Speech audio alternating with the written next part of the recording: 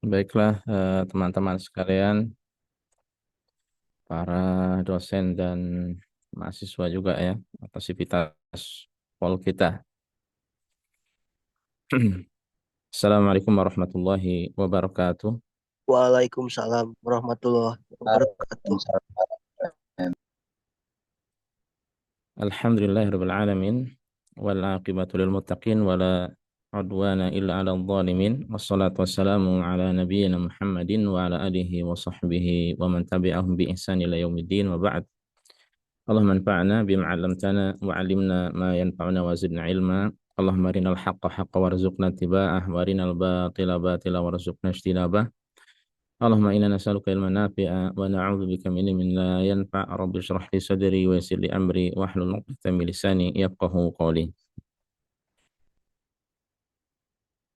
Para jamaah sekalian, teman-teman yang semoga senantiasa dimuliakan dan dirahmati oleh Allah Subhanahu wa taala. Pertama dan utama, alhamdulillah segala puji senantiasa kita panjatkan pada Allah. Salawat dan salam pun tak lupa senantiasa kita sanjungkan pada suri teladan kita, uswah hasanah kita Nabi Muhammad sallallahu alaihi wasallam. Alhamdulillah pada hari ini, siang hari ini ya, kalau di Arab Saudi di Dammam masih sekitar jam 9 lewat, adapun di Indonesia sudah WIB sudah jam satuan ya. Alhamdulillah di hari ini Allah pertemukan kita melalui saluran atau melalui Zoom ya, di mana ini adalah kajian perdana kata Mas Okta tadi ya, dan eh, di mana pada kajian perdana ataupun pertemuan pertama ini perlu diingatkan bahwa setinggi-tingginya kita ya ilmu kita terhadap dunia, yang lebih penting adalah ilmu akhirat ya. Yang lebih penting adalah ilmu akhirat. Karena ilmu akhirat inilah yang dipuji oleh Allah, dipuji oleh Rasulullah Sallallahu Alaihi Wasallam. Jadi ketika di dalam Al-Quranul Karim, demikian pula di hadis tentang ilmu atau menuntut ilmu atau orang yang berilmu, yang dimaksudkan adalah ilmu syar'i atau ilmu agama. Makanya jangan lupa dan tidak boleh lupa, ya. Jangan sampai lalai, jangan sampai melupakan perkara agama, ya. Karena ini sekali lagi yang akan bermanfaat bagi kita kelak pada hari kiamat. Bahkan tentu saja dengan agama ini pun kita akan mendapatkan banyak manfaat di dunia, ya. Dan Rasulullah Shallallahu Alaihi Wasallam menjelaskan, man yuridillahu bihi khairan yufaqihu fid din. Siapa yang Allah inginkan baginya kebaikan, maka Allah akan berikan pemahaman baginya pada urusan agama. Ketika seseorang dia ada semangat untuk mendalami agamanya, sehingga dia tidak mudah terombang-ambing ke sana kemari, ya, sehingga dia tidak mudah terbawa oleh arus ke kanan dan ke kiri, sehingga ya sebaliknya dia punya pijakan yang kokoh, yang kuat, dia punya prinsip, ya, maka ketika seseorang seperti ini adalah tanda kebaikan yang Allah inginkan bagi dirinya. Maka itu para jamaah teman-teman sekalian, azanillahu wa iyyakum, yang semoga senantiasa dimuliakan oleh Allah Subhanahu wa taala. Ya, selama-lamanya tidak boleh kita melupakan perkara agama, ya. Kewajiban kita adalah menuntut ilmu agama, kemudian kita amalkan. Dan tentu saja ilmu agama yang benar-benar bersumber dari Al-Quran dan hadis Rasulullah Sallallahu Alaihi Wasallam yang kita pelajari melalui para ulama-ulama yang mulia. Teman-teman sekalian, barakallahu fikum jami'an. Pada kesempatan kali ini, insya Allah Ta'ala kita akan membahas secara singkat insya Allah seputar tema tawakal dalam pandangan Al-Quran dan Sunnah. Ya. Tawakal dalam pandangan Al-Quran dan Sunnah. Apa itu tawakal dan seperti apakah tawakal yang benar dan apa buah dari tawakal? Ya, insya Allah kita akan bahas pada kesempatan kali ini. Dan tujuan utama kita dari mempelajari tema ini adalah agar kita mengetahui hakikat tawakal yang sesungguhnya sesuai dengan dalil, ya, sesuai dengan Al-Quran dan As-Sunnah, ya, dan sesuai dengan penjelasan para ulama Rabbaniyin, ulama yang sebenar-benarnya. Jadi supaya kita tahu ilmu yang terlebih dahulu. Kemudian yang kedua, tujuan utama yang kedua adalah agar selanjutnya bisa kita terapkan dalam kehidupan kita. Ya. Karena bisa jadi sebagian kita ada yang menerapkan tapi masih keliru, masih kurang. Atau bisa jadi sebagian kita ternyata menerapkan tawakal tapi ala jahiliyah. Loh, kok ada? Iya. Jadi ada tawakal ala jahiliyah. Seperti apa? Insya Allah nanti akan kita sampaikan. Intinya supaya kita benar-benar benar, ya, supaya benar-benar bagus, supaya benar-benar baik tawakal kita pada Allah Subhanahu wa taala. Para jamaah sekalian, rekan-rekan, barakallahu fikum jami'an, perlu disampaikan bahwa tawakal ini salah satu dari amalan hati, ya. Jadi tawakal ini salah satu dari amalan hati. Dan amalan hati itu memiliki kedudukan yang begitu tinggi di dalam Islam. Ya. Amalan hati memiliki kedudukan yang begitu tinggi di dalam Islam.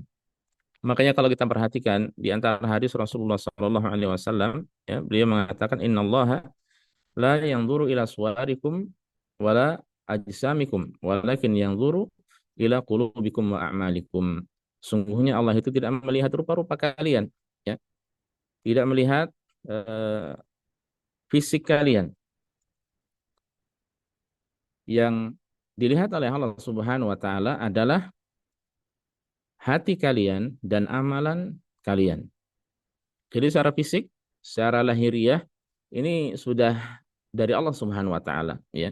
Kita ada yang tinggi, ada yang pendek, ada yang mungkin kulitnya sawo matang, dan ada yang ekstrim kanan, ekstrim kiri, ya, ada yang benar-benar putih, ya, ada yang hitam dan seterusnya. Antara satu suku dengan satu yang lain terkadang berbeda, ras satu dengan ras yang lainnya terkadang berbeda. Ini sudah dari Allah Subhanahu wa taala, ya. Tidak bisa dirubah-rubah.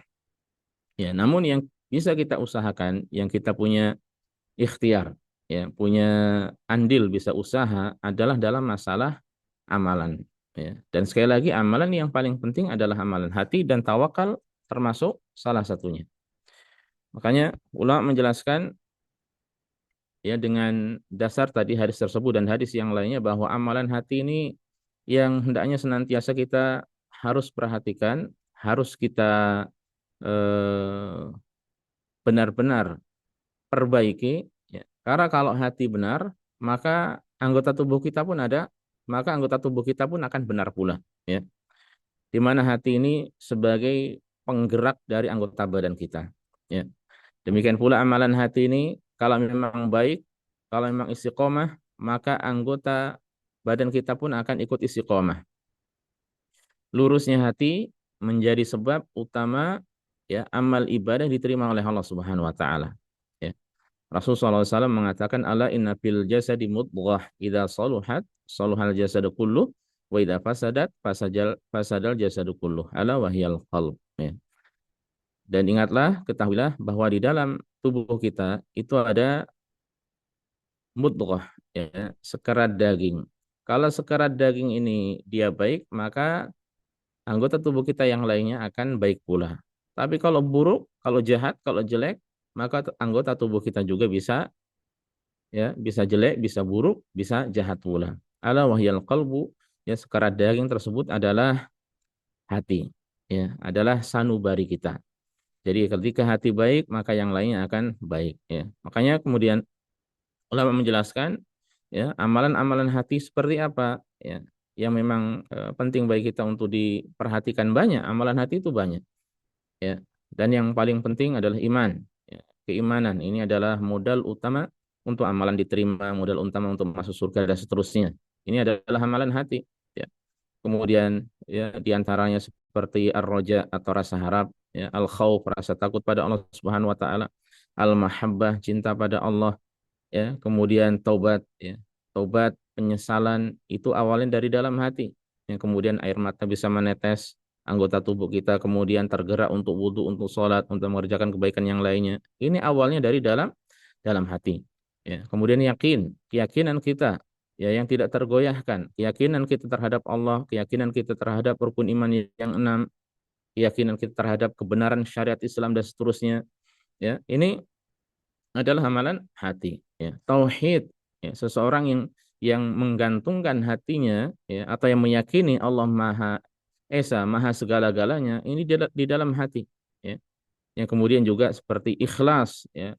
Ini pun amalan hati. Ridho, sabar, ya. Ihsan. Apa itu ihsan? Tingkatan yang begitu tinggi di dalam Islam, namanya ihsan. Itu ketika seseorang secara lahir dan batin, dia baik. Ya, dan dia senantiasa merasa muraqabatullah, diawasi oleh Allah. Ya, dan muraqabatullah ini adalah amalan hati. Jadi dengan kata lain, amalan hati itu begitu banyak ya dan ini sangat-sangat penting bagi kita ketimbang amalan zahir ya daripada amalan badan. Banyak orang yang sedekah bisa jadi, banyak orang yang beramal tapi ternyata bisa jadi tidak ikhlas ya, bisa jadi ada riya di situ dan seterusnya. Banyak orang yang sholat tapi kualitasnya berbeda-beda. Banyak orang yang haji ya demikian pula ada yang haji mabur ya dan ada yang haji benar-benar mabrur ya. Ada yang benar-benar mabur, ada yang benar-benar mabrur. Banyak orang yang umroh, tapi ada yang niatnya itu hanya pengen mengambil foto-foto saja di sana, kemudian di-share di apa? Contohnya medsos. Ya. Ada yang benar-benar umroh itu, ya dia tidak ada foto dirinya satupun. Ya. Seandainya ada pun jadi koleksi yang hanya mentok-mentoknya di HP. Mungkin dia kabarkan hanya kepada keluarga terdekatnya, suami atau istrinya atau anak-anaknya yang dia tinggal dan seterusnya. Ya. Jadi dari ini semuanya para jamaah sekalian, ya, teman-teman sekalian, barakallahu fikum, kita mengetahui bahwasanya amalan hati ini sangat-sanat penting dan di antaranya ya di antara amalan hati ini adalah tawakal, ya adalah tawakal. Lalu apa itu tawakal? Tawakal secara etimologi, secara bahasa artinya adalah bersandar atau berserah diri, ya. Ketika seseorang dia bersandar pada orang lain, ya, secara bahasa disebut dengan tawakal. Ya, dia berserah diri ya, kepada sesuatu, kepada temannya, ya, atau bersandar pada temannya. Maka ini secara bahasa disebut dengan tawakal. Dan dari sini juga muncul kata wakalah atau wakil. Ya. Wakil ini adalah ya, wakil ada ketua, ada wakilnya. Nah, wakil ini adalah tempat sandaran dari ketua. Maksudnya ketua ketika tidak bisa melakukan hal-hal tertentu, diwakilkan kepada si wakil untuk melakukan sebagian urusannya. Ya, dari sini muncul wakil atau wakalah, perwakilan, ya, atau keagenan. Ya, dan distributor utama, demikian pula ada agen. Ya, itu dalam bahasa Arabnya keagenan, ya, atau perwakilan adalah al-wakalah, ya, dan seterusnya. Ini dari kata-kata wawu, kaf, lam. Kemudian ada tawakkal ya tawakkalu, tawakkulan ya. Tawakal artinya adalah berserah diri atau bersandar. Adapun secara terminologi ya, secara istilahnya ulama memiliki beberapa definisi ya. Di antaranya adalah yasiduku i'timadil qalbi 'ala Allahi azza wa jal fi istijlabil masalihi wa daf'il madarri. Apa artinya? Yaitu ketulusan hati dalam berserah diri kepada Allah semata. Jadi hati benar-benar tulus dalam berserah diri dan bersandar kepada Allah dalam hal apa? Intinya dalam dua hal. Pertama adalah dalam dalam rangka mendapatkan manfaat atau dalam rangka menolak madarat. Ya. Jadi ketika seseorang dia bersandar penuh kepada Allah, berserah diri penuh kepada Allah dengan tulus, ya, dalam rangka mendapatkan manfaat atau menolak madarat, itulah hakikat dari tawakal. Ya. Itulah hakikat dari tawakal. Hanya saja, ya, ketika ulama menjelaskan makna atau definisi tawakal ini, ya mereka menjelaskan pula bahwa tawakal itu Ya la budda minal akhri bil asbab atau harus dibarengi dengan ikhtiar. Nah, ini tawakal yang benar, ya. Setelah kita menyandarkan hati kepada Allah semata dalam hal mendapatkan suatu manfaat, ya, atau dalam hal menolak suatu yang buruk yang tidak baik, maka jangan lupa dengan mengambil sebab, ya. Jangan lupa dengan ikhtiar, ya. Dengan kata lain adalah berusaha, ya. Ini tawakal yang benar, tawakal yang lurus, tawakal yang disampaikan oleh Rasulullah Sallallahu Alaihi Wasallam, tawakal yang dicontohkan oleh para ulama. Ya. Jadi bukan tanpa ikhtiar, bukan tanpa mengambil sebab. Dan kemudian dalam hal mengambil sebab juga atau berikhtiar, ini pun harus sesuai dengan tuntunan. Ya. Maksudnya dalam perkara yang diperbolehkan. Tidak boleh seseorang berusaha, ya, tapi usahanya menyelisihi syariat. Tidak boleh seseorang berikhtiar, tapi ikhtiarnya berseberangan dengan Islam. Ya, ini tidak diperbolehkan. Kita kasih contoh, ya, beberapa contoh tawakal ringan. Ya, seseorang ingin mendapatkan rezeki, ya, setelah ngobrol dengan teman-temannya, ya, dia ingin mendapatkan pemasukan, ya, ngobrol sama teman-temannya, kemudian dia berpikir, akhirnya dia putuskan untuk bekerja. Ya. Nah, dia bekerja berusaha, ini ikhtiar. Terserah usahanya mau apa, ya. Tanpa seandainya tanpa tanpa modal yang besar, dia mungkin dengan membeli sesuatu kemudian dijual lagi mendapatkan margin. Ya, dari situ ada margin harga, ya, lebih tinggi harga yang dijualnya, maka dia mendapatkan untung. Nah, ketika dia berusaha ini, dia serahkan segalanya pada Allah. Ya, dapat rezeki atau tidak, ya, dapat rezeki atau tidak diserahkan pada Allah. Tapi dia usaha. Nah, usaha melakukan jual beli. Ya, selama ikhtiarnya, usahanya baik, diperbolehkan, ya, maka terus dilanjutkan. Ya, adapun hasilnya Allah yang memutuskan. Bisa jadi hari ini dia mendapatkan mungkin hasil 10.000, bisa jadi mendapatkan 20.000, bisa jadi lebih dari itu, atau bahkan bisa jadi tidak sama sekali, tidak mendapatkan sama sekali. Nah, itu semuanya diserahkan pada Allah Subhanahu wa taala. Makanya teman-teman sekalian, rahimanillah wa iyyakum, perlu kita ini belajar, ya, belajar dari realita yang kita dapatkan di tengah-tengah kita, ya, dari apa yang bisa kita saksikan di tengah masyarakat, dari apa yang bisa kita saksikan di tengah masyarakat. Apa contohnya? Banyak orang-orang yang secara perhitungan kita tidak mudah untuk mendapatkan rezeki. Ya. Maksudnya siapa yang membutuhkan jasa ini atau jasa itu. Tapi terkadang Allah membuka pintu rezeki di situ dan Allah berikan rezeki kepadanya. Ya, contoh, ya, ada nggak tahu kalau sekarang, ya. Saya terkadang pulang setahun sekali ke Indonesia, kemudian juga eh, apa kurang perhatian. Ya. Kalau dulu-dulu ketika saat di Indonesia, terkadang melihat ada orang di pinggir-pinggir jalan atau di dekat lampu merah, biasanya orang menjajakan, bahasa sayanya itu apa sih, cobek, ya, coek, ya, cobek. Dia angkat berat, ya. Kemudian sepertinya pun sampai sekarang masih ada. Kemudian dia angkat ke sana kemari. Dan kalau kita perhatikan, siapa kira-kira dari kita yang setiap hari itu mau beli cobek itu, ya, beli ulekan. Ya. Di satu sisi juga ada orang yang keliling, ya. Kalau saat itu ada keliling reparasi payung. Ya. Kalau kita berpikir, siapa dari kita yang setiap hari itu payungnya rusak? Bahkan di zaman saya kecil, kalau di kampung dulu ada orang yang keliling, ya, dia punya usaha itu, apa namanya, korek korek yang gas itu loh, korek Zippo kalau bahasa saya dulu mengatakan, korek korek yang pakai gas. Nah, dia punya jasa pengisian gas itu, ya. Yang menjadi pertanyaan, siapa dari kita yang setiap hari membutuhkan itu, korek seperti itu, ya. Kemudian juga terkadang kita dapatkan ada orang yang sol sepatu keliling kampung. Siapa dari kita yang setiap hari sepatunya rusak? Ada yang permak lepis keliling di kampung. Siapa dari kita yang setiap hari eh, lepisnya rusak, ya, dan seterusnya.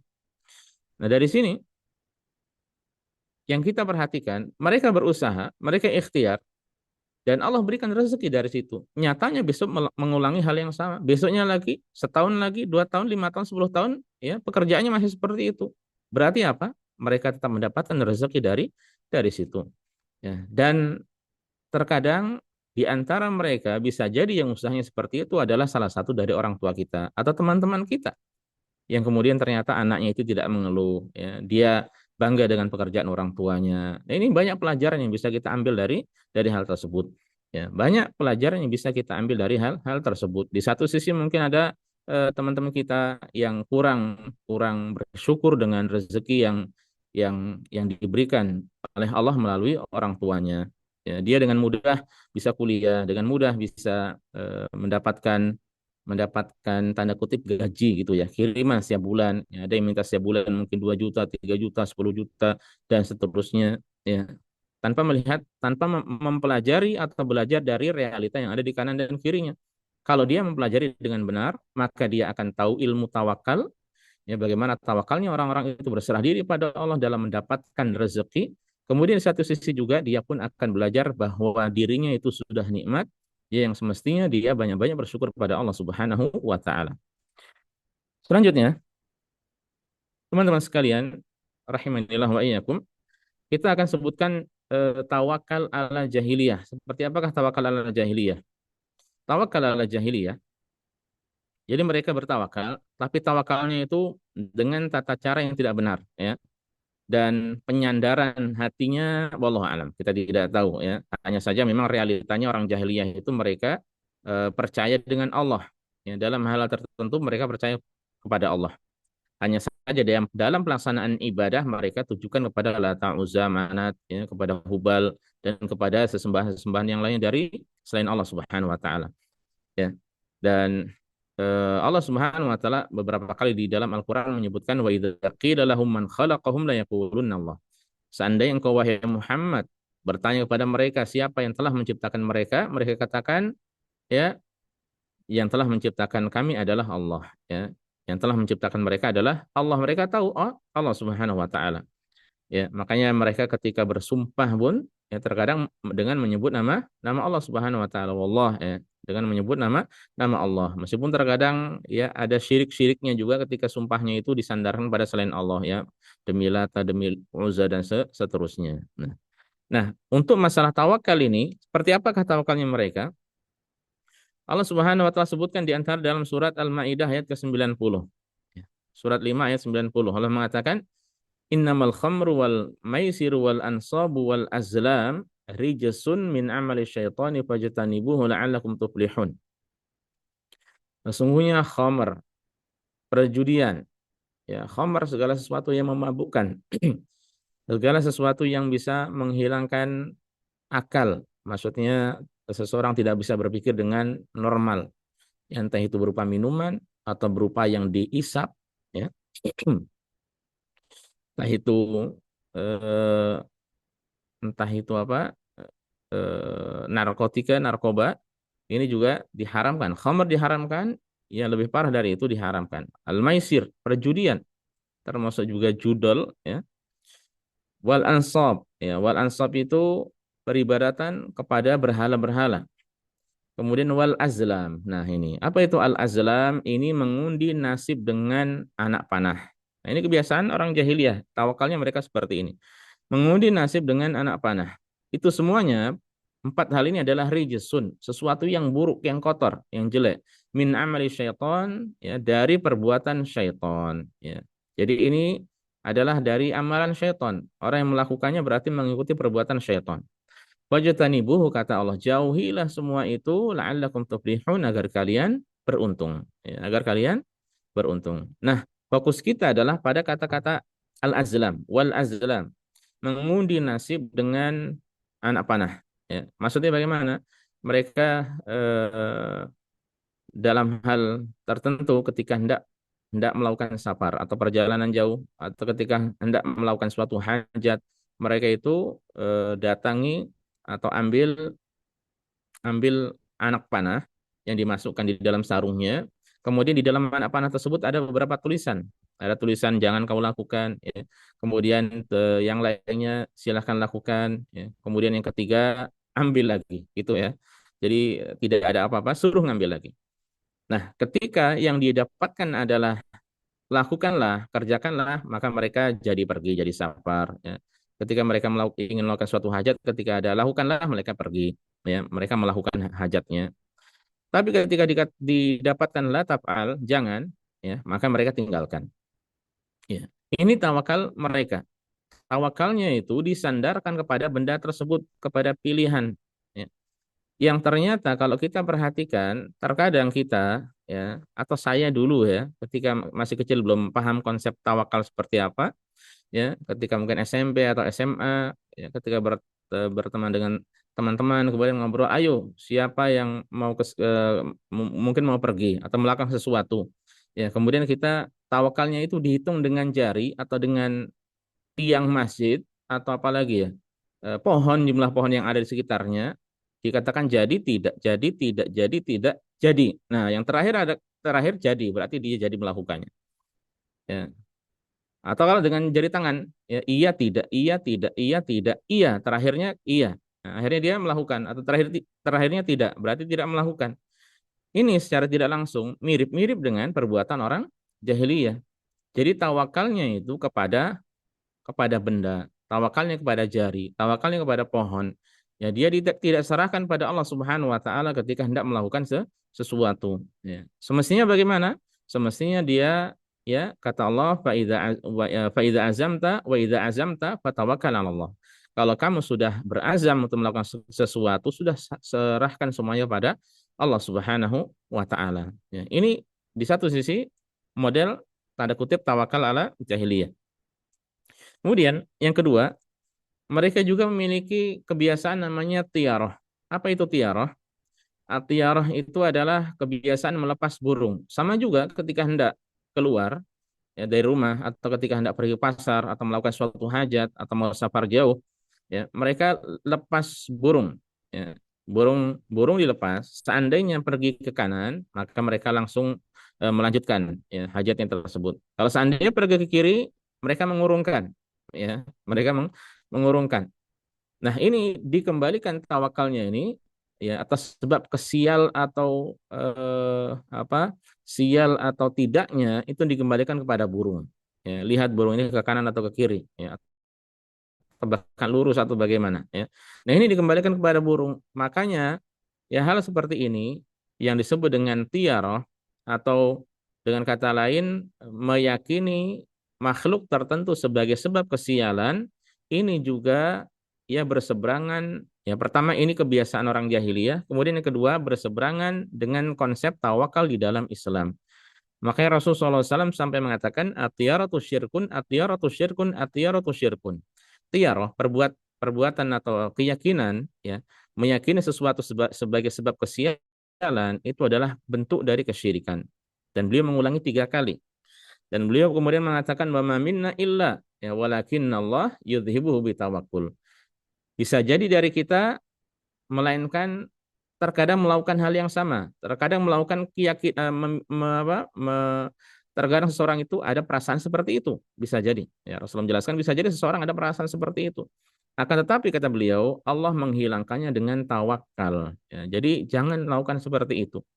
Dan tersebar di tengah masyarakat bahwa sebab kesialan, sebab apa lawan dari sial itu, kebahagiaan atau kesuksesan, itu adalah dikembalikan kepada makhluk. Ya, ini kekeliruan. Contoh nyata apa? Ya, contoh nyatanya meyakini nomor 13 itu adalah sebab kesialan. Ya, rumah kalau posisinya di apa sih, di pertigaan tusuk sate atau istilah kata mereka, ya, itu sebab kesialan. Ya, nabrak kucing sebab kesialan. Padahal itu sudah sial bagi si kucing, ya. Itu sudah sial bagi si kucing. Ya, kemudian kejatuhan cicak itu sebab kesialan. Ya, sebagian orang meyakini kalau ada burung gagak malam hari lewat di dalam rumah berarti ada orang yang meninggal, akan ada orang yang meninggal. Padahal memang benar, ya. Setiap hari ada orang yang meninggal dunia, ya. Tapi di seluruh dunia ini nggak tahu berapa orang, ya. Hari ini, hari esok, esoknya lagi, setiap hari ada orang yang meninggal dunia. Ya. Makanya kalau teman-teman sedang umroh, ya, di Masjid Haram atau Masjid Nabawi, itu setiap hari, ya, setiap hari bahkan setiap setelah sholat 5 waktu ada sholat jenazah. Ya, diumumkan as-sholatu alal amwat, ada jenazah, sholat jenazah setelah ini, ya. Ini sering ya selama saya di sini 11 tahun ketika ke Mekah atau ke Madinah, seingat saya tidak pernah absen kecuali sekali atau dua kali saja mungkin ya. Jadi setiap hari namanya orang meninggal ada dan tidak perlu meyakini bahwasanya suara burung gagak ya itu sebagai sebab kesialan.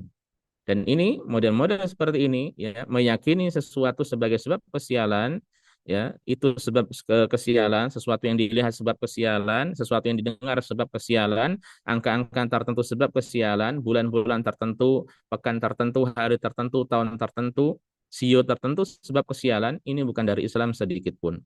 Islam tawakalnya pada Allah ya.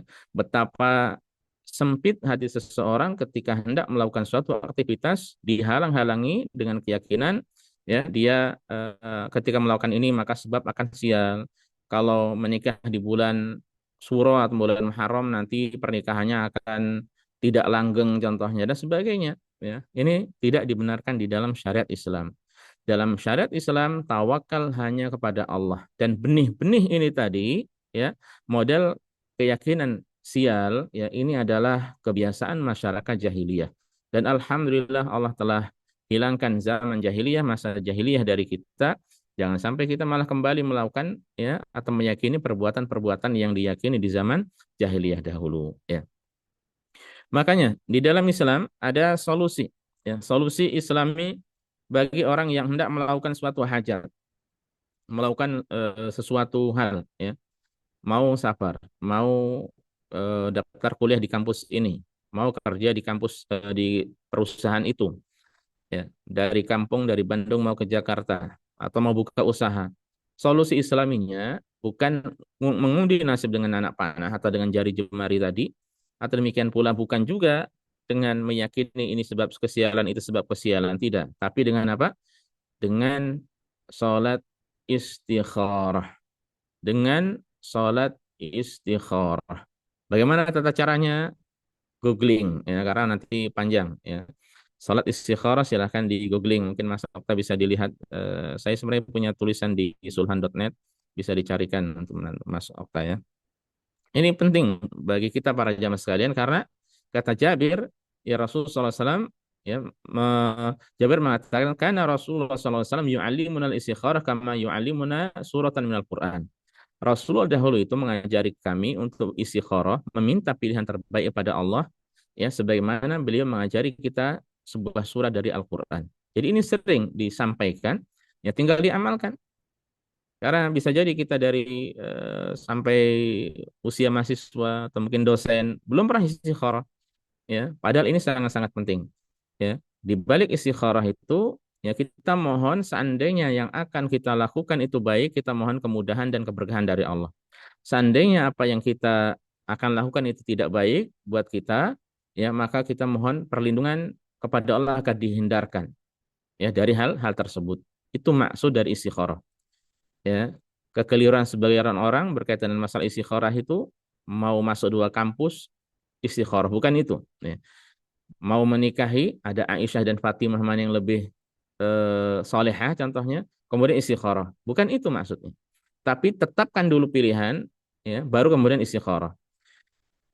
Jadi bagaimana kita terus untuk menetapkan pilihan yang ada, tiga, dua, tiga atau empat dari pilihan yang ada, caranya adalah dengan ya meminta pendapat orang-orang yang punya pengalaman, ya, dan tidak harus ustadz. Ya, orang mau beli mobil, bisa jadi ustadz tidak tahu mobil Honda dan Suzuki mana yang lebih baik. Ya, tapi tanyakan orang yang punya mobil, tanyakan sama mekanik. Ya. Ketika sudah, baru istikharah. Ya. Sholat 2 rakaat, kemudian membaca doa. Ya. Doa istikharah. Yang tidak kalau tidak hafal, boleh sambil membaca. Ya. Nah, ini istikharah ini adalah solusi Islami untuk menghapuskan kebiasaan orang jahiliyah tadi. Kemudian, teman-teman sekalian, barakallahu fikum, Mas Okta kalau seandainya waktunya sudah mau habis bisa diingatkan ya. Baik, Ustaz. Masih ada 10 menit lagi. Baik, ya. Kemudian tadi sempat kita singgung ya di awal bahwa istikharah itu harus disertai dengan ikhtiar. Sebenarnya kalau kita paham istikharah, bukan istikharah ya, jadi istikharah nih. Tawakal. Tawakal itu harus disertai dengan ikhtiar. Ya, tawakal harus disertai dengan usaha. Kalau inti dari belajar tawakal ini sebenarnya, ya.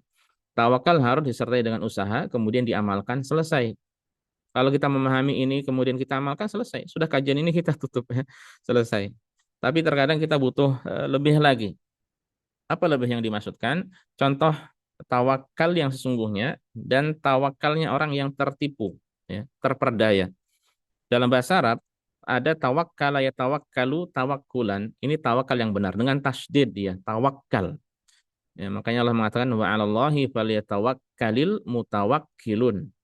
Ya, wa falyatawakkal. Jadi pakai tasdid. Ini tawakal yang sesungguhnya, yaitu berserah diri, bersandar diri kepada Allah dengan tulus, ya. Hati kita sandarkan pada Allah dengan tulus dalam rangka mendapatkan suatu manfaat atau menolak suatu madarat. Dan ada juga, ini tawakal yang benar. Ada juga tawakal dengan apa namanya, dengan mad.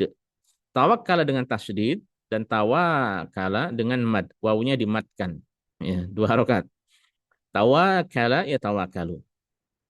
Tawakal yang pertama ini yang benar, adapun tawakala ya tawakalu ini yang tidak benar, yaitu tawakal yang tanpa usaha. Yang pertama adalah tawakal yang dengan usaha. Contoh untuk tawakal yang benar, seseorang sakit, ya, qadarullah, dengan takdir dari Allah seseorang sakit. Dia mau sembuh bagaimana caranya? Ya, secara garis besar ada dua cara. Dia ambil cara-cara syar'i, ya, maksudnya yang dengan pengobatan secara syar'i, ya, yang disebutkan dalam Al-Quran atau hadis Rasulullah SAW, ya, dengan madu, contohnya dengan zam-zam, dengan apa namanya, jinten hitam, habbah sauda, atau dengan di ruqyah, kemudian di apa itu bekam, ya, silahkan diambil. Dan apa, ruqyah itu bukan hanya untuk orang yang kesurupan, ya, orang yang tersengat laba-laba, tersengat hewan atau apa, ya, sakit secara fisiknya, ya, juga disyariatkan untuk diruqyah. Jadi bukan hanya masalah ketempelan jin, kemasukan jin, tidak, ya. Atau cara yang kedua yaitu dengan pergi ke dokter, ya. Pergi ke dokter, kasih obatnya, kemudian minum, ya. Dan kalau tepat obatnya, maka dengan izin Allah akan sembuh. Nah, ini tawakal yang benar. Jadi dia ingin sembuh, melakukan sebab-sebabnya. Baik sebab secara pengobatan ala Nabi, ya, atau tibun nabawi, atau dengan pengobatan yang, ya, secara dokter, ya, secara medis, ya. Nah, ini usahanya. Kemudian diserahkan hasilnya kepada Allah. Kalau memang belum sembuh, Allah belum mengizinkan. Kalau memang langsung sembuh, ya memang sudah berarti izin dari Allah, ya, untuk sembuh. Dia disembuhkan oleh Allah Subhanahu wa taala. Nah, ini berarti tawakal yang benar seperti ini, ya. Kemudian seseorang di kampus, dia ingin, saya pengen maksimal lah, saya pengen unggul dibanding teman-teman yang lainnya, ya. Makanya dia belajar kemudian supaya bisa menjadi juara satu, anggap saja, ya, dia belajar dengan maksimal, ya, rajin membaca setiap hari, ya, dan seterusnya, ya. Ini ikhtiar, ini ikhtiar. Hasilnya tawakal Allah, diserahkan pada Allah. Bisa jadi mungkin dia ternyata hanya ranking 2, ranking satunya ternyata ada yang mendapatkan bocoran. Yang mendapatkan bocoran ini, apa namanya, dia nilainya lebih besar. Ordal, ada ordal, ya, ada orang dalam bisa jadi, ya. Nah, ya, dia sudah tawakal berusaha. Yang jelas dia berusahanya dengan cara yang syar'i. Nah, yang ranking satu tadi ada orang dalam atau dapat bocoran, berarti usahanya tidak syar'i, tidak diperbolehkan. Ya, man ghasyana falaysa minna, siapa yang berbuat curang bukan termasuk dari golongan kita, kata Rasul sallallahu alaihi wasallam, ya. Jadi tidak diperbolehkan. Tidak diperbolehkan curang, ya, ataupun nyontek, ya, dalam ujian. Itu termasuk haram, ya. Ya, untuk teman-teman mahasiswa itu termasuk haram, ya. Bahkan ulama sampai menjelaskan seandainya dengan itu dia mendapatkan syahadah ataupun ijazah bahasa kitanya, yang kemudian dia kerja di suatu tempat yang sebab, apa, di antara syaratnya adalah dilihat nilainya, hasil nilainya, maka penghasilannya atau gajinya ketika dia kerja di perusahaan tersebut itu haram, ya. Kalau memang syaratnya tadi dilihat nilainya, ternyata nilainya itu semuanya tidak benar ya. Karena apa? Nyontek tadi. Ini nanti menjadi haram. Dia harus tobat pada Allah Subhanahu wa taala dengan benar, sampaikan pada perusahaan hasilnya itu seperti itu. Kalau perusahaan ridho, ya sudah ya. Tidak mengapa, halal insya Allah. Tapi kalau perusahaannya memecat, ya sudah dia cari pekerjaan yang lainnya yang halal. Jadi masalah mencontek ini bukan urusan yang sepele ya, teman-teman sekalian. Barakallahu fikum. Atau seseorang juga ingin ingin punya anak ya. Saya kok usia-usia sudah 25 pengen punya anak ya. Ya usaha, usaha, ikhtiar. Bagaimana caranya menikah? Setelah menikah bagaimana? Dilihat saja istrinya. Ya tidak, dicampuri ya. Baru nanti dengan izin Allah apakah dia dapat atau tidak, mau cepat atau lambat, dia tawakal pada Allah, serahkan pada Allah Subhanahu wa taala. Nah, ini semuanya dari beberapa contoh ini adalah tawakal yang benar.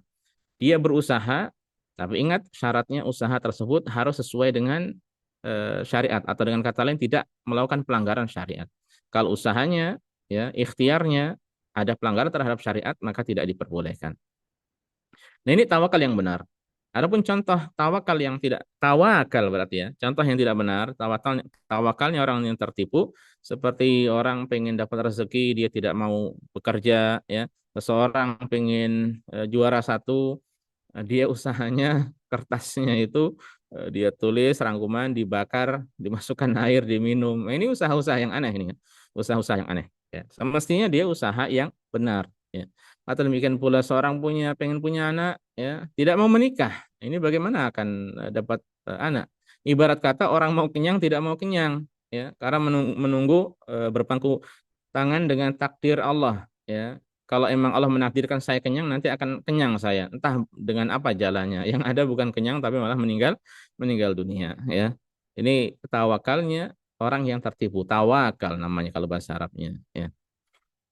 Baik, makanya para jamaah, teman-teman sekalian, rahimanillah wa iyyakum. Rasulullah Shallallahu Alaihi Wasallam ketika didatangi seseorang, kemudian orang itu membawa seekor unta dan unta itu akan dia akan meninggalkan unta tersebut ya. Orang itu bertanya, "Wahai Rasulullah, urusil naqati wa tawakal."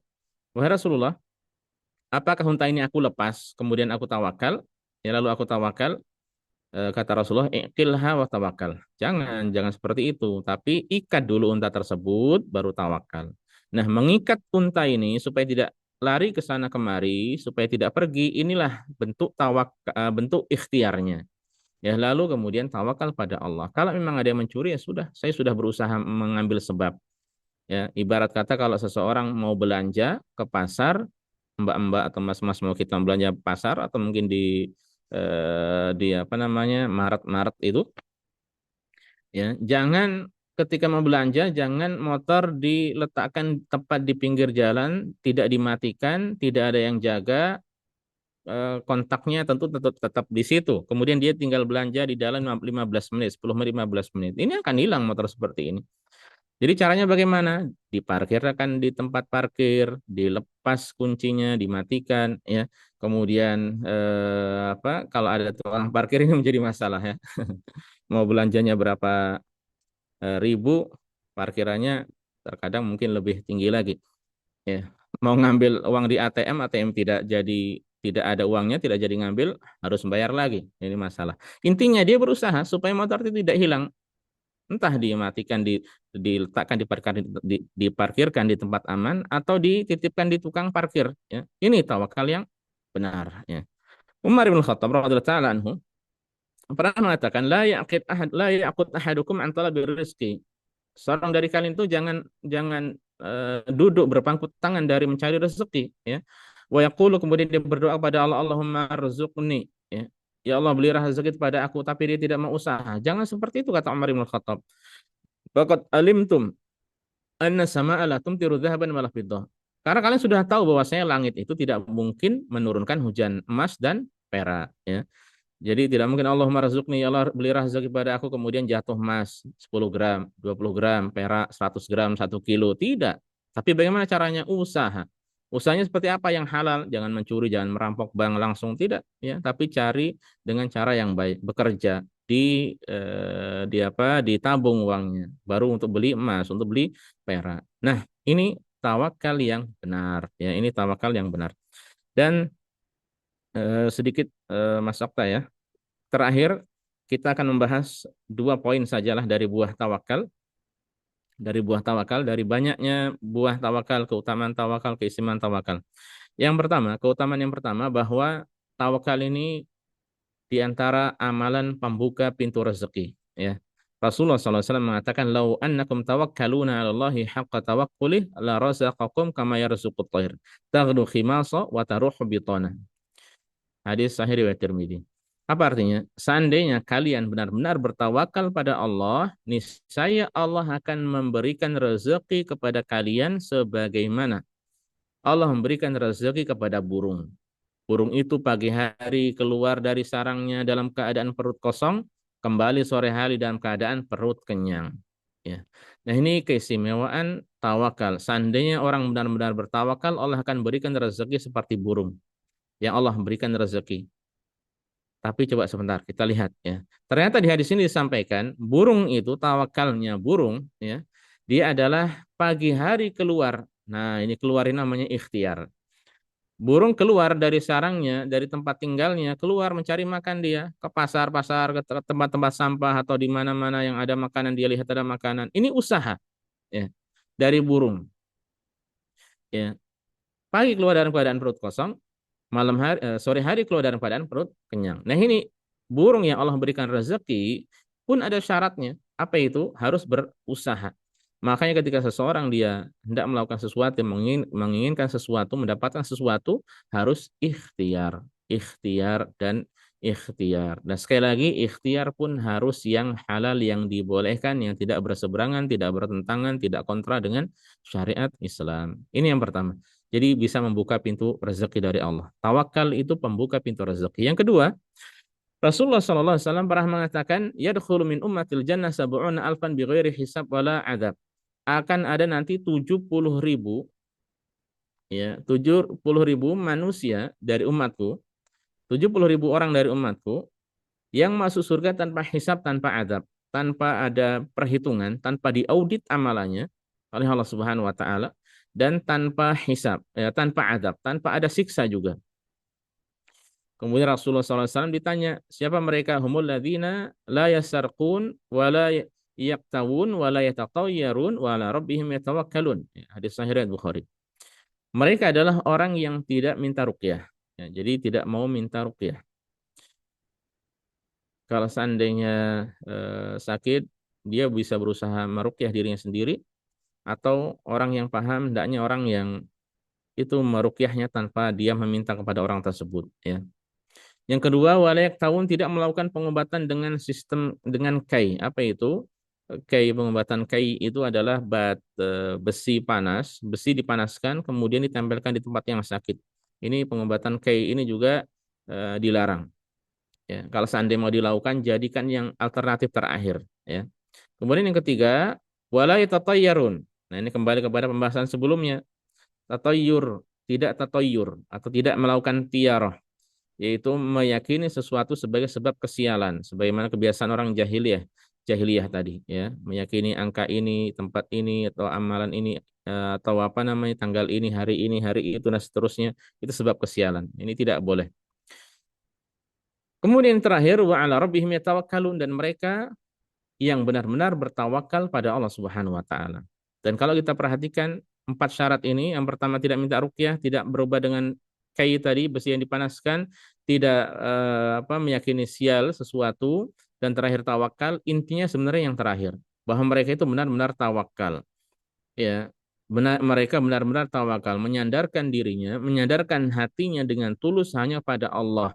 Ya, ketika ingin sembuh dari sakit, ya, ketika demikian pula ingin melakukan suatu hajat, ya, dia tidak tatayur, tidak minta ruqyah, tidak berubah dengan kai, tapi melakukan yang dibolehkan oleh syariat. Ya, itu menunjukkan bahwa mereka benar-benar tawakal pada Allah Subhanahu wa taala. Dan dalam sebuah riwayat, ya, 70 manusia atau 70.000 orang tadi dikalikan 70.000 lagi, ya. Intinya tidak hanya 70.000 saja yang masuk surga tanpa hisab, tanpa adab, tapi ada yang lebih tapi ada perhitungan lebihnya. Di riwayat-riwayat yang lainnya disampaikan demikian.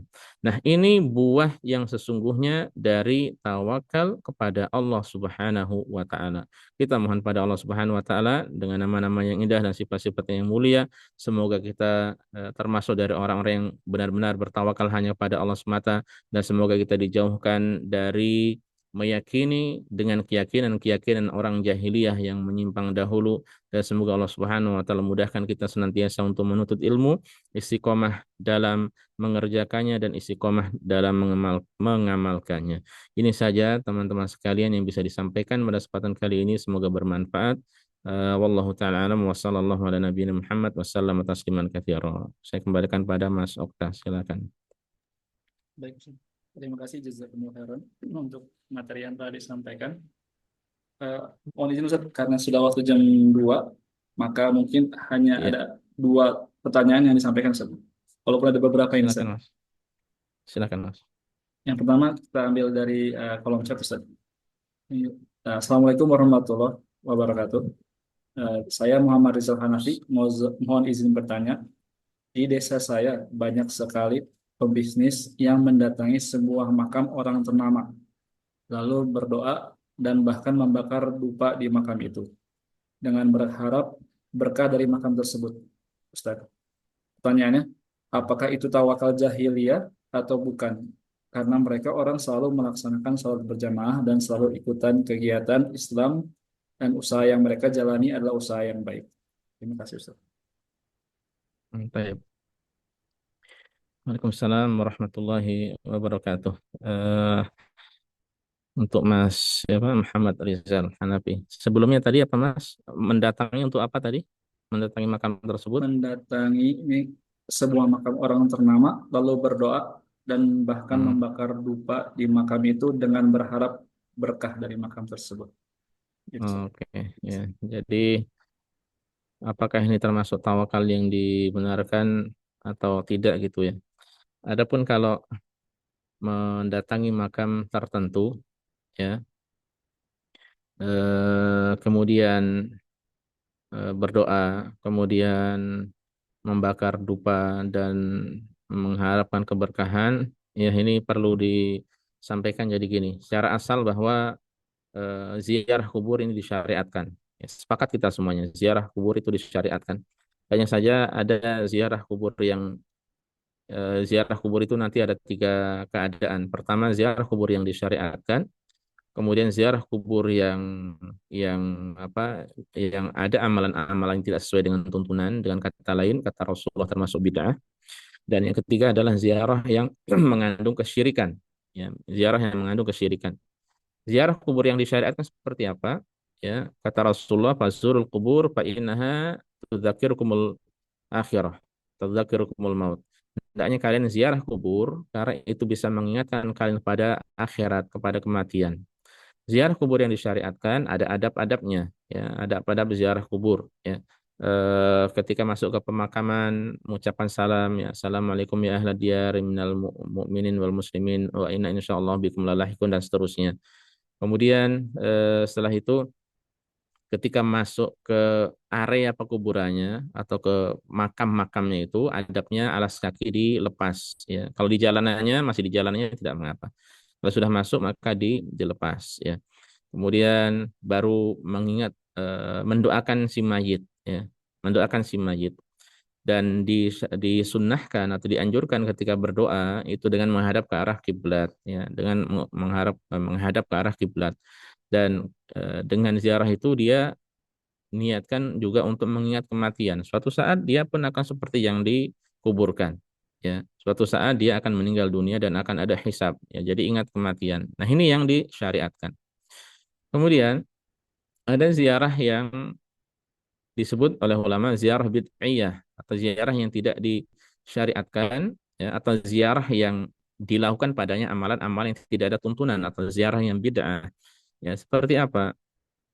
Seperti contohnya, nah ini membakar dupa ini tidak ada tuntunan, ya, dari Rasulullah SAW membakar dupa di kuburan, ya. Kemudian mungkin ada orang yang menyalakan lampu, menyalakan apa di kuburan. Ini bahkan dilarang oleh Rasulullah SAW, ya, hal semacam ini. Ya, kemudian apalagi ya di antaranya itulah ya, di antaranya itu. Jadi melakukan atau mungkin sebagian ada yang bahkan sholat ya. Setiap ziarah kubur sholat di situ. Setiap ziarah kubur sholat ya. Ini tidak disyariatkan sholat di kuburan. Adapun kalau sholat jenazah di kuburan, maka ini masih dibolehkan oleh para ulama. Karena sholat jenazah tidak ada ruku dan sujudnya. Ya, tidak ada ruku dan sujudnya. Ada orang meninggal dunia contohnya. Ya, seorang dari kita ya atau seseorang orang tuanya meninggal dunia sementara dia masih di luar kota atau contohnya masih di Arab Saudi ya tidak mungkin dia pulang dengan segera akhirnya dia pulang setelah sampai di rumah sudah dikebumikan orang tuanya tersebut ya kemudian dia boleh datang ke kuburan menghadap kiblat mensolatkan jenazah untuk orang tuanya tersebut ya dengan 4 takbir dan seterusnya dengan tata cara yang kita ketahui. Nah, kalau ini dibolehkan tidak mengapa. Silahkan dibuka kitab-kitab madhab para ulama, yaitu dibolehkan. Adapun yang ketiga, ya, ziarah syirkiyah, ketika dia berdoa, berdoanya ini minta kepada ahli kubur, ya. Jadi minta wahai Mbah Fulan, wahai apa ya, Sayyidah Fulan atau Sidi ya Sayyid Fulan dan seterusnya. Dia minta ya meminta saya punya hajat nih si kecil mau nikah si bontot mau nikah bulan depan tolong dilancarkan Mbah ya ini syirik tidak boleh meminta kepada selain Allah tidak boleh berdoa kepada selain selain Allah ya nah jadi tinggal nanti dia perinciannya kan kita tidak mengetahui apa yang dilakukan lebih lebih dalamnya hanya saja disampaikan ada kata kunci di pertanyaan tadi mengharapkan keberkahan ya mengharapkan keberkahan. Nah, mengharapkan keberkahan dari kuburan ini tidak ada.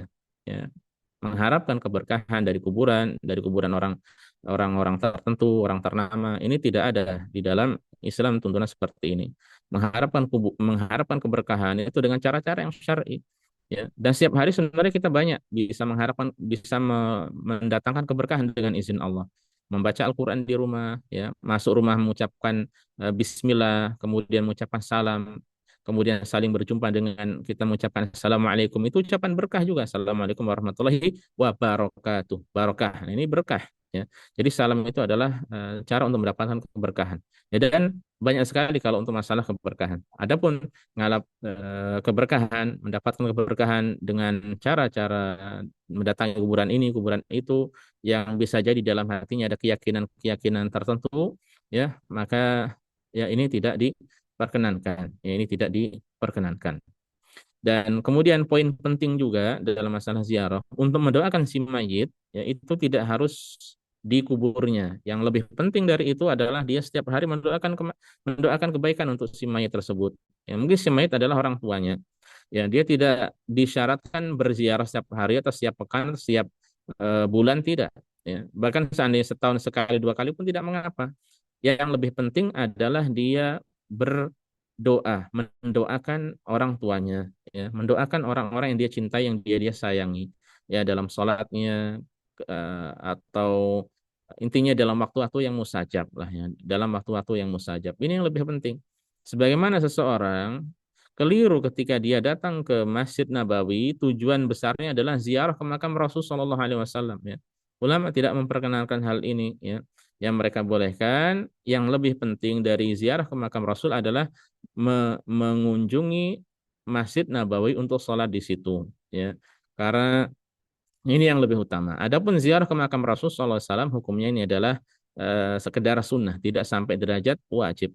Hadis-hadis yang menunjukkan bahwa orang yang datang ke Madinah kemudian tidak mengunjungi Rasul SAW ya, dengan ancaman ini dan itu hadisnya semuanya palsu, ya, lemah minimal atau bahkan palsu atau maudhu. Man zarul Madinah walam yazurni faqad jafani. Di antara ada sebuah riwayat siapa yang ke Madinah ya, atau datang ke Madinah tidak ziarah ke makamku sungguh dia telah berbuat bengis padaku maka ini maudhu ya hadis yang palsu. Jadi ketika datang ke Mekah ke Madinah yang pertama adalah ke masjidnya ya. Kemudian baru ke makam Rasul sallallahu alaihi wasallam. Seandainya dia tidak berziarah ke makam Rasul pun tidak berdosa, ya. Tidak berdosa. Dia bisa setiap hari sholawat, setiap hari Jumat memperbanyak salawat pada Rasul Shallallahu Alaihi Wasallam, ya. Dan dimanapun Rasul menjelaskan sendiri, dimanapun mereka bersalat, maka salat itu akan sampai kepada beliau Shallallahu Alaihi Wasallam. Wallahu taala alam. Ya. Jadi sekali lagi itu bukan bagian dari tawakal, ya, tapi lebih ke mengharap keberkahan. Kemudian juga kalau seandainya mereka ada maksud bahwa itu termasuk cara, karena kita tidak tahu, ya, tidak tahu hati orang lain dan tujuannya mereka seperti apa saja. Kalau seandainya ada maksudnya adalah dengan melakukan hal itu berarti bisa menambah rezeki, ya, maka ini sesuai Al-Quran dan hadis, tidak ada cara-cara seperti itu untuk melapangkan rezeki, ya, untuk melapangkan usaha. Ya, jadi ziarah kubur, ya, kemudian dengan membakar dupa. Nah, membakar dupa tidak ada tuntunannya dari Rasulullah SAW. Ini bukan termasuk dari cara untuk melapangkan rezeki dari Allah Subhanahu wa taala, ya. Wallahu taala alam, semoga bisa dipahami, Mas, ya. Baik Ustaz, Silakan. terima kasih Ustaz. Mungkin pertanyaan terakhir untuk hari ini dari mahasiswa dengan privat Ustaz. Pertanyaan privat, Ustaz. Assalamualaikum warahmatullahi wabarakatuh. Apakah boleh kita mengharapkan nilai bagus, tetapi kita kurang maksimal dalam belajar? Apakah ini kurang bertawakal? Baik. Yes, silakan. Waalaikumsalam warahmatullahi wabarakatuh. Kita mengharapkan nilai bagus tapi kurang berusaha, ya. Apakah ini artinya kurang bertawakal? Kalau mengharapkan nilai bagus, boleh-boleh saja, tidak mengapa. Semua kita mengharapkan nilai bagus, ya. Bahkan entah kalau yang paling malas, ya, apakah mengharapkan nilai bagus atau tidak, Allah alam. Ya, dia yang lebih tahu. Intinya boleh seseorang mengharap nilai bagus, ya. Tapi, nah ini yang penting.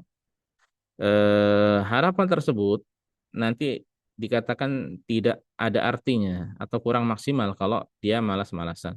Ya, kalau dia malas-malasan. Kalau malas-malasan berarti ikhtiarnya yang kurang. Sehingga kalau hasilnya kurang memuaskan, ya, fala yaluman ila nafsah. Janganlah dia mencela kecuali dirinya sendiri karena dia yang keliru, ya.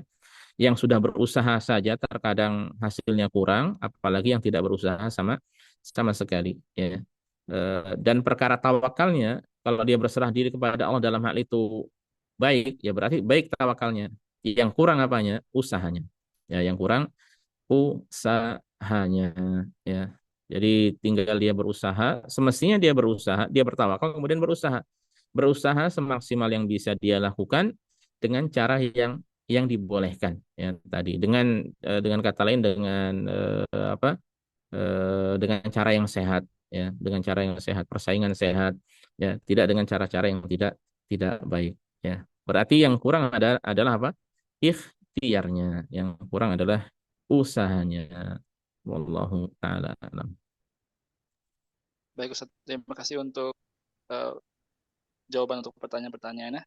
Karena waktu keterbatasan dari waktu, maka sebelum ditutup ada sepatah dua patah kata dari Ustaz, dipersilakan Ustaz.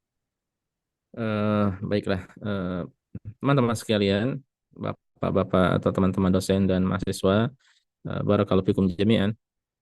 Singkat saja, bahwa dalam kehidupan dunia, ya, jangan pernah kita menyampingkan Allah Subhanahu wa taala. Jadikanlah seakan-akan Allah itu senantiasa di hadapan kita, ya. Baik itu perkara kecil apalagi perkara yang besar, ya. Meskipun hendak keluar dari rumah menuju kampus atau ke pasar atau yang lainnya, jangan lupa mohon pertolongan pada Allah, ya. Jangan lupa ingat Allah, ya. Karena memang kita yang sering kita baca minimal sehari 17 kali adalah iyyaka na'budu, hanya kepadamu kami beribadah, wa iyyaka nasta'in, dan hanya kepadamu kami memohon pertolongan. Realisasikanlah, aplikasikanlah, ya, firman Allah ini, ya, mohon pertolongan pada Allah, ya, dalam segala hal. Meskipun itu kecil, meskipun itu remeh, mau menyelesaikan tugas akhir atau tugas apa namanya, tugas dari kampus apapun, ya, mau pergi dari rumah ke kampus, mau ke masjid, mau pulang naik motor, jangan lupakan Allah, ya, karena Allah lah yang bisa, ya, melakukan apa yang kita inginkan, ya. Allah Maha segala-galanya. Dengan taufik dan kemudahan dan kemurahan dan kelancaran dari Allah lah kita bisa melakukan aktivitas kita. Jangan sampai ternyata Allah malah kita lupakan sama sekali. Na'udzubillah tsumma Na'udzubillah. Kita ini ya full dari Allah. Makanya jangan sampai melupakan Allah ya dan berusaha untuk tawakal hanya kepada Allah ini saja. Dan dengan demikian saya tutup Mas Okta ya, saya tutup kajian ini dengan kafaratul majlis. Ya subhanakallah bihamdika asyhadu alla ilaha illa anta astaghfiruka wa atubu ilaika. Terima kasih banyak untuk Mas Okta dan teman-teman semuanya. Assalamualaikum warahmatullahi wabarakatuh. Waalaikumsalam Waalaikumsalam warahmatullahi warahmatullahi wabarakatuh. wabarakatuh. Jazakumullah khairan pada Ustadz Muhammad Slan Johari, juga kepada bapak-bapak dan ibu-ibu Assalamualaikum. dosen yang telah hadir, juga kepada teman-teman mahasiswa yang juga menyempatkan menyimak di antara kesibukan dan waktu istirahatnya.